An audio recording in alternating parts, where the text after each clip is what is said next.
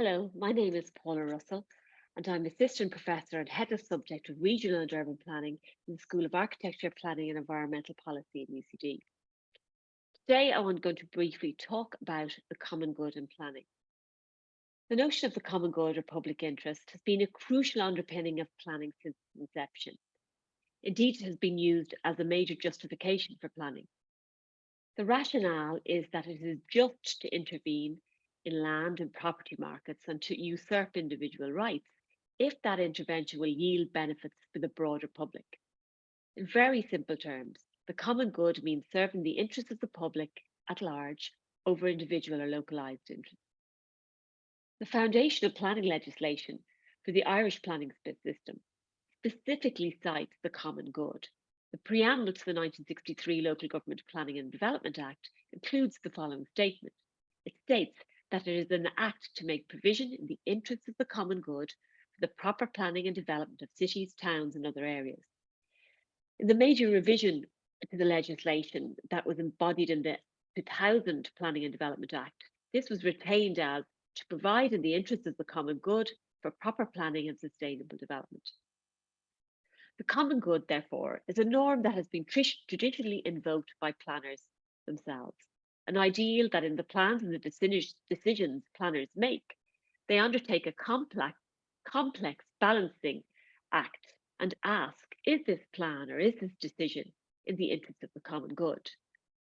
However, while these norms may have been undisputed in the past, the difficulty is that as the political and economic system within which our planning system is embedded has become more neoliberalised, the understanding of what constitutes the common good has been eroded. In the research carried out in the 2010s, my colleagues in UCD, Dr. Linda Fox Rogers and Professor Enda Murphy, explored how planners in the Greater Dublin area viewed the common good and investigated whether it remained a key foundation of planning. What they discovered was that the planners they interviewed found it difficult to define the common good and that their definitions tended not to encapsulate general values of serving the interests of the public at large over individual interests. The planners they interviewed tended to view the common good as balancing between different competing interests or avoiding and minimising negative effects of development. These viewpoints reflect both the complexities with which planners are dealing, but also with the types of processes which are currently adopted in planning practice. The first view of balancing competing interests chimes with the understanding of planning as a collaborative endeavour, which is premised on trying to accommodate a myriad of different views in the process of planning. Undoubtedly, this is an important democratic aim. However, the difficulty is that where everything is equally valid, there is a tendency that a consensus, if it is reached, does not have a place for some voices.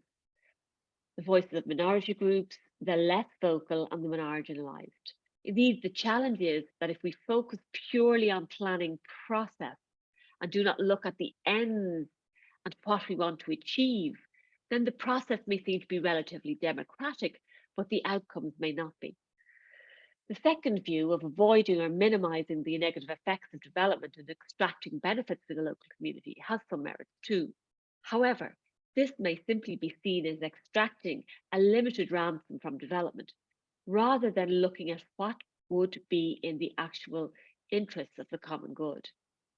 Part of the reason we've moved away from viewing planning as acting in the pursuit of the common good is that the prevailing view of what the outcomes of planning should be tend to be framed in economic terms.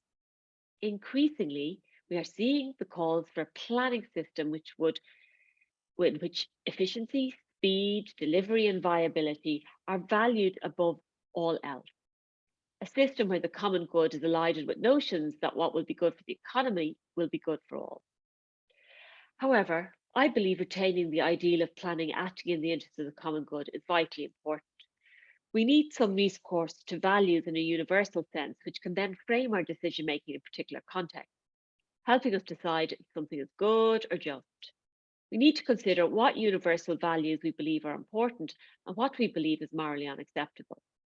Planning has traditionally paid attention to and valued human well-being, has aimed to reduce inequality and promoted environmental sustainability.